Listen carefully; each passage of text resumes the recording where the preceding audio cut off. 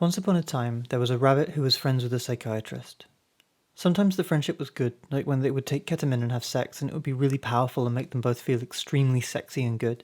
But sometimes the friendship was bad, like when the rabbit had to stop taking drugs for a month because it was recovering from a surgery and got so nervous it plucked all its own whiskers, and then asked the psychiatrist to draw whiskers onto its face, and then got high against the doctor's orders and got the drawn-on whiskers tattooed onto its face, and followed the psychiatrist around the house for a whole evening saying, "I'm permanently disfigured and it's your fault," over and over again. Even though the psychiatrist knew it was a joke, it still felt really fucked up for the rabbit to say that, and later that night when they were having sex, the psychiatrist realised there was real anger being channeled into the sex they were having, as though this was some sort of punishment or torture scenario that the psychiatrist was carrying out, and it had started to become genuinely violent before the psychiatrist managed to recover the clarity of mind to pause and ask the rabbit if it was okay. The rabbit urgently begged the psychiatrist to keep going, so the psychiatrist did. But the next morning it was no surprise when the rabbit said it had some feelings about the previous night that it was going to have to work through independently. The rabbit started writing short, repetitive, anxious poems in tiny writing in one corner of large sheets of heavy watercolour paper. They felt very physical and featured the word no a lot. The rabbit barely talked to the psychiatrist during this time. In fact, the only reason the psychiatrist even knew about the poems was because the rabbit would leave them lying around the house. The first time the psychiatrist brought them up, the rabbit got angry and said they weren't poems, they were closer to sculptures than poems, and the fact that the psychiatrist was only paying attention to what was written and not the vast expanse of what was being left unsaid was very telling. After a week or so of the psychiatrist making hot meals and leaving them outside the rabbit's door every night, and generally being very humble and apologetic whenever they shared a room, the rabbit's disposition softened again, and they started to talk. The rabbit explained it didn't blame the psychiatrist for what had happened per se, although it had been scary and made the rabbit question their relationship, but was more thrown by its own reaction to it, how it had enjoyed it and wanted more. In fact, said the rabbit, it had become a central part of its fantasies when it masturbated.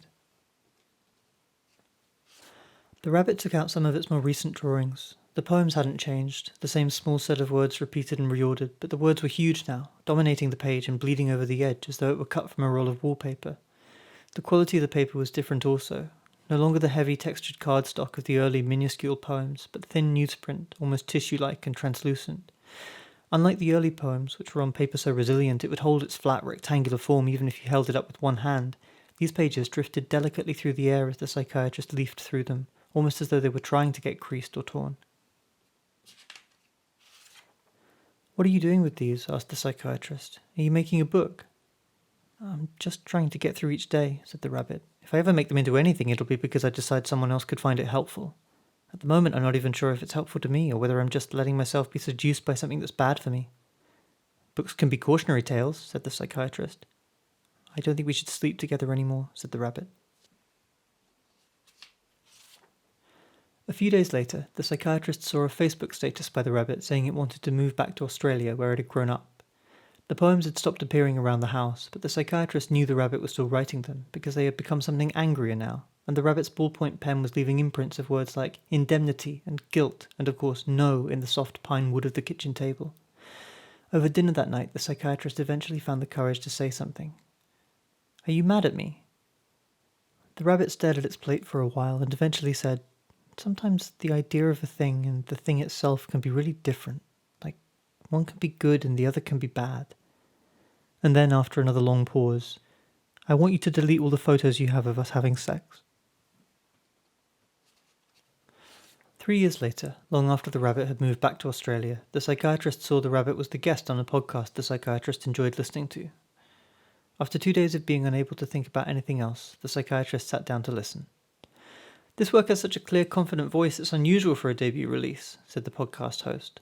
"I know you've been writing for a long time. Have you ever considered compiling your work into a book before?" "Not really," came the rabbit's voice, as the psychiatrist's fingers ran absent-mindedly over the letters still carved in the same kitchen table in the same room they had both sat in 3 years ago.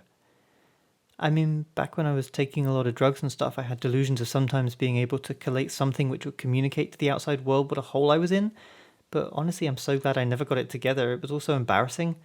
I thought I was wrestling with something beautiful and important, but actually I was just addicted to hurting myself.